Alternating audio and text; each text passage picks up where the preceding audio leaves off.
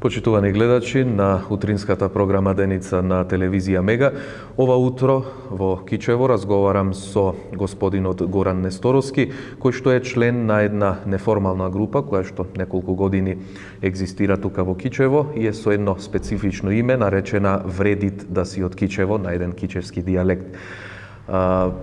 Може би требаше и навистина да се појави една ваква неформална група во градот Кичево, се со цел и за сите граѓани на градот, како и за сите останати кои што ќе дојдат да го посетат градот Кичево, да може да направат едни презентации или организирање на разни манифестации и трибини каде што ќе се презентираат сите оние аспекти кои што навистина со право може после да речеме дека навистина и вреди да си од Кичево, дали е тоа можеби нешто од културолошки аспект, од економски аспект и така натаму или било кој друг домен на општественото живење.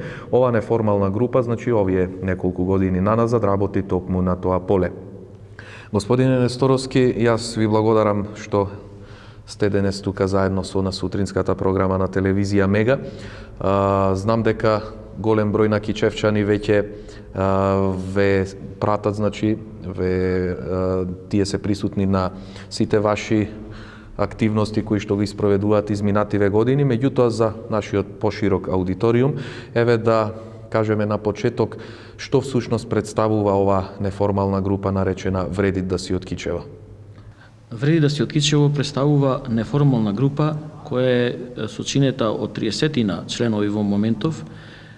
Тоа се граѓани на Кичево кои се со различно образование, различна верска припадност, различна етничка припадност, различна возраст, различна полова припадност. Поголемиот дел се исто така членови на некоја невладина организација, а сите се обединети околу една идеја да направиме подобри услови за живот во нашето Кичево. На еден семинар во организација на невладините организации, германските невладини организации Форум ЗИФИДИ и ВХС, Центар за доживотно учење, кои имаат канцеларии во Скопје, кога успешно се заврши тој семинар, видовме дека можеме заедно да функционираме и да продолжиме во иднина да работиме на развој на животот и подобрување на севкупниот живот на Кичево. Од тогаш, значи, од тоа беше некаде есента 2013 година, ова неформална група, значи, успешно функционира и работи на подрачјето на општина Кичево. Кажавме дека е неформална група, значи немаме структура на организација, немаме лидер, али сите сме членови со добри идеи и со кои заеднички работиме, пак ќе кажам, на подобрување на животот, на целокупниот живот во Кичево. Така, колку членови брои во моментов групата? Дали може би еве со текот на годините додека ги спроведувате вашите активности, има интерес за вклучување и на нови луѓе од различни дејности од Кичево? Значи, моментално, ви кажав дека броиме 30 членови, но ние сме отворени за секој кој што сака да се зачлени во групата, а и работиме на популаризација на некој начин на групата и сакаме пред се да имаме опфат поголем од помладата популација, некаде од учениците во средните училишта во нашиот град, сакаме да ги вклучиме нив, па и студентите, значи оваа група да е малку на некој начин освежиме со помлади членови. Така. Ете, на некој начин, некоја кратка црта, дознавме што всушност, од што е составена вашата неформална група, каде што и вие членувате.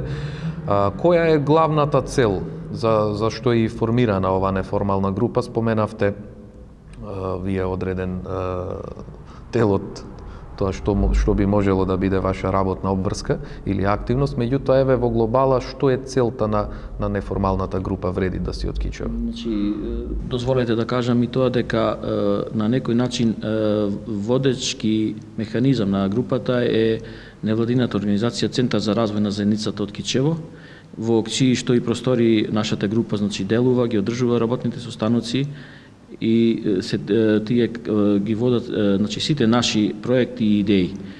Целта на групата е подобрување на меѓуетничкиот соживот во Кичево. Јас би рекол на некој начин негување на тој меѓуетнички соживот во Кичево. Тоа е, значи, основната цел на групата. Понатаму, Ние делуваме и на однос на заштита на животната средина, делуваме на заштита на културното наследство, делуваме на заштита на правата на младите, на ранливите категории. Значи, и како што кажав, нашето лого кажува, нашиот слоган кажува многу живееме и делуваме заедно. Со сите тие активности, значи, сакаме да го севкупниот живот во Кичево да го подобриме за сите кои што живеат во нашиот град. Како граѓаните досега ве имаат прифатено со досегашните ваши активности? Дали се заинтересирани, дали во голема бројност доаѓаат кога спроведувате некоја активност? Да, граѓаните можеби не се доволно информирани за работата на оваа група, што впрочем еве сега на овој начин ние се представуваме пред граѓаните на Кичево, а и пошироко.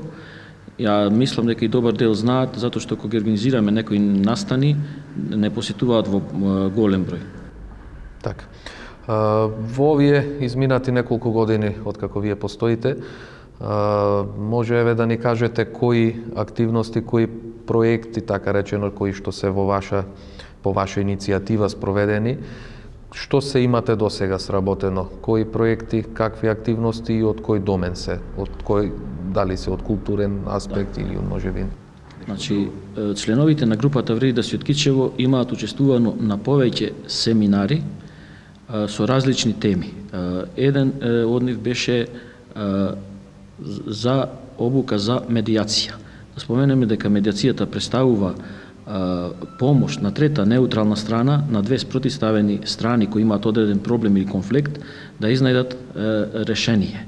Значи, поголемиот број на членови од групата го имаат поминато овој семинар и стојат на располагање на граѓаните на Кичево за решавање на такви проблеми кои што може да се решат на начин на медијација, а каде што нема потреба да се вклучуваат другите структури, како што е, да речеме, судство, инспекцијски органи и така натаму. Значи, тие се помални некои недоразбирања кои што може да се решат на мирен начин. Исто така групата има учествувано на еден семинар кој се надоврзува на овој семинар за мирно решавање на конфликти во мултиетничко општество.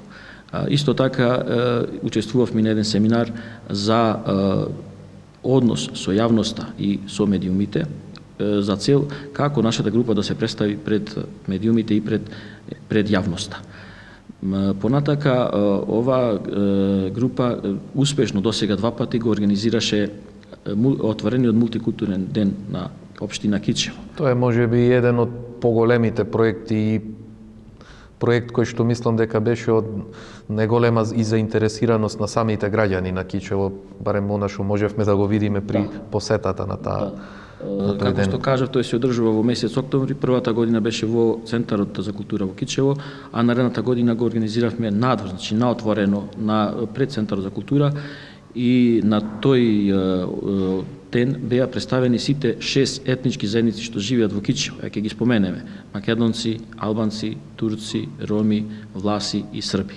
Интересно беше што на тој ден беа представени сите етнички заедници преку ревија на народни носи, преку настап на културно-уметничките друштва, преку традиционалната храна, каде што секоја ова етнички заедница имаше свој штанд со традиционална храна.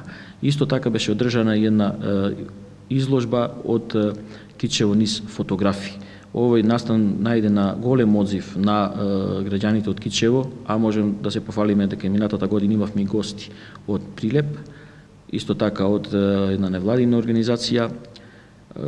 Мислам дека е убав настан затоа што на едно место многу луѓе од сите етнички заедници кои што имаа можност, значи, да уживаат во она што значи на некој начин главното обележје на Кичево, таа мултиетничка култура, таа традиционална храна, значи, и тој еден соживот кој што можеби е за пример во Република Македонија. Така. Овие ваши досегашни активности, господине Сторовски, меѓу кои организирањето на овој мултикултурен ден во Кичево, сигурно дека сте во план да го реализирате и во оваа 2016 година и можеби ќе добие еден поорганизиран уште облик да речеме, еве да поканите и повеќе гости од други градови, можеби и од други држави, или пак во самото представување да има и некои нови моменти од она што го отсликува градот Кичево.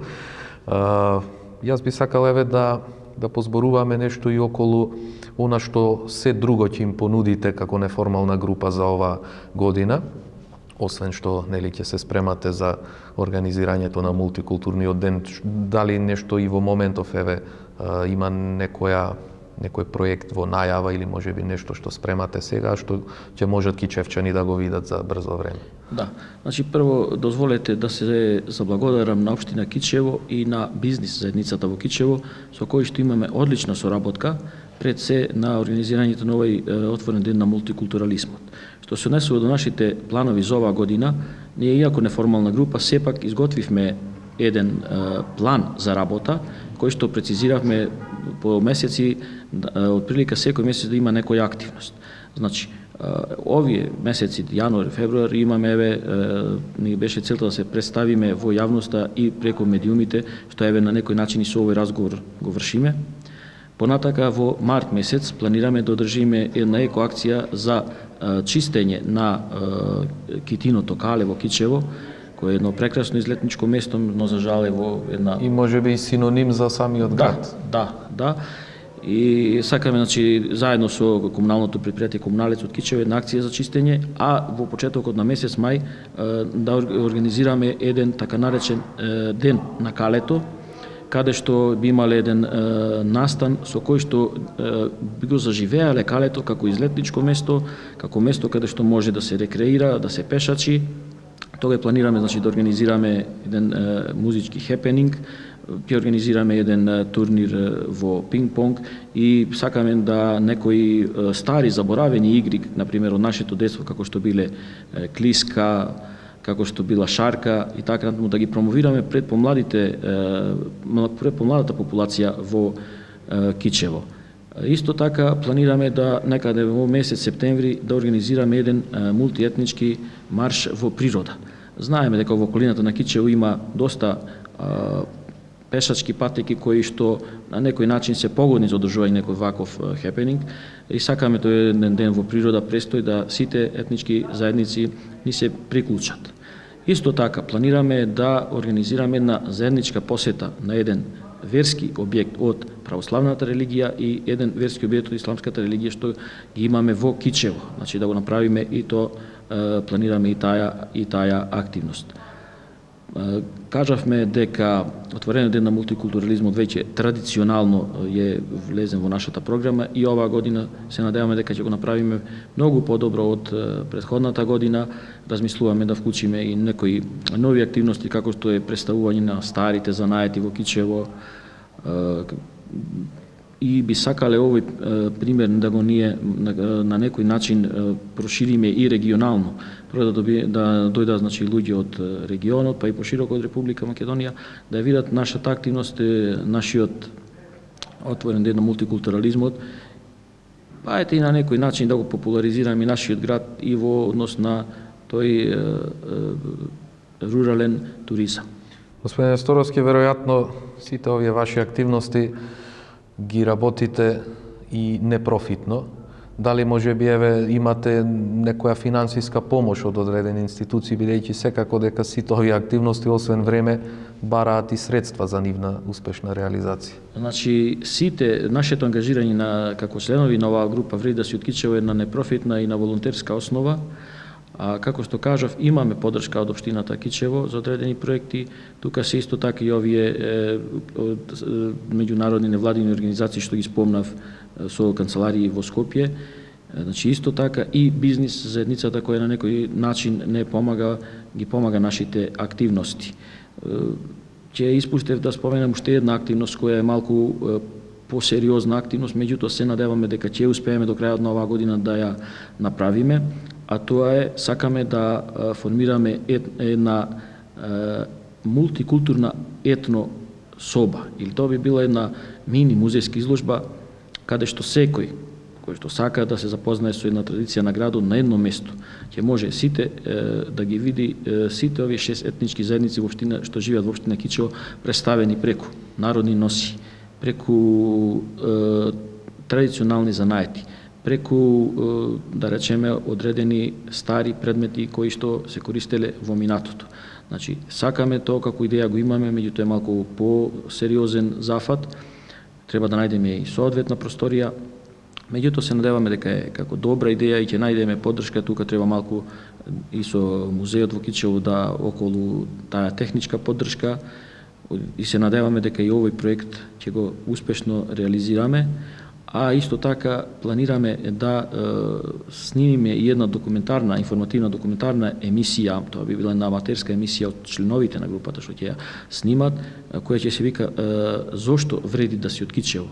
Значи во таа емисија би го фатиле преди се централното градско подрачје и на некој начин би покажале секој оној што ќе дојде од страна, значи што може да види во Кичево. Дали се тоа традиционалните староградски куќи, дали е тоа делот од калдрмата што е останат во Кичево, дали е тоа градскиот пазар, дали е тоа традиционалната храна и така натаму, значи ќе бидат офатени во таа емисија што ние планираме да ја снимиме оваа пролет. Господин Несторовски, очигледно дека ве чека полни раце работа ова 2016 година. Јас ви благодарам за вашето гостување во утринската програма на телевизија Мега и секако дека сите ваши активности од наша страна ќе бидат проследени преку нашите информативни изданија.